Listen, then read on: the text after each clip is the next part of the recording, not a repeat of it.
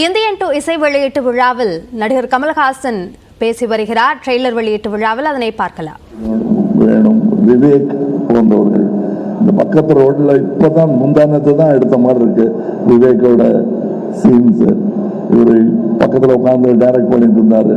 காலம் எவ்வளவு வேகமாக ஓடுகிறது என்பதற்கு இந்தியன் 1, 2 எல்லாம் ஒரு உதாரணம்.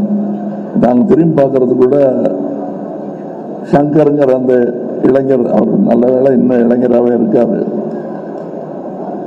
நல்ல வேளை நான் தாத்தாவை போட்டதுனால வித்தியாசம் தெரியல.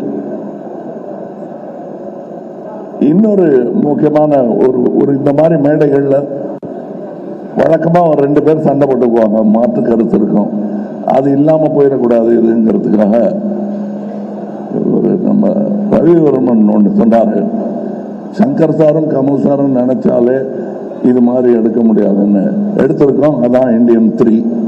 இந்த மேடையில் அதை பேசக்கூடாது. ஸோ அவரையும் எதிர்த்து பேசிட்ட ஒரு சந்தோஷம் எனக்கு இருக்கு. அவங்களுக்கு தான் சம்மந்தப்பட்டிருக்காரு. இதில் இருக்கிற எல்லாருக்கும் ஒவ்வொருத்தருக்கும் நான் நன்றி சொல்ல ஆரம்பிச்சேன்னா, நாங்கள் பாம்பே போகிறதா இருக்கோம் அடுத்த விழாவுக்கு. அது ரத்து செய்ய வேண்டியிருக்கும். இப்போ டைரக்டரே சொல்லிட்டாரு குணால் அவர்களை பற்றி.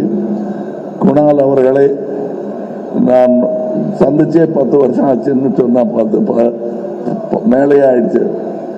எனக்கே ஆச்சரியமா இருக்கு. விஸ்வரூபத்தும் போது நான் அவரை சந்தித்தேன், அதுல வேலை செஞ்சாரு. ஸோ அது மட்டும் இல்லை, இந்த படம் 5 வருடம் 6 வருடம் எடுத்ததுக்கு காரணம் நாங்கள் தொழில்நுட்பமோ இதுவோ தொழில்நுட்ப கலைஞர்களோ நட்சத்திரங்களோ காரணம் அல்ல. இயற்கை, கோவிட்ல இருந்து விபத்துக்கள்ல இருந்து பல விஷயங்கள் எங்களுக்கு இடையூறாக வந்தும் அதிலிருந்தெல்லாம் எங்களை மீட்டு தோளில் சுமந்து வந்த லைக்கா நிறுவனத்திற்கும் ரெட் ஜெயண்ட் நிறுவனத்திற்கும் என்றென்றும் இந்தியன் 2ம் 3யும் கடமைப்பட்டது.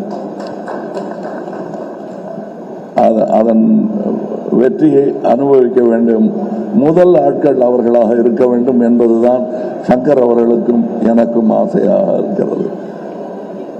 காரணம், அதை எடுத்து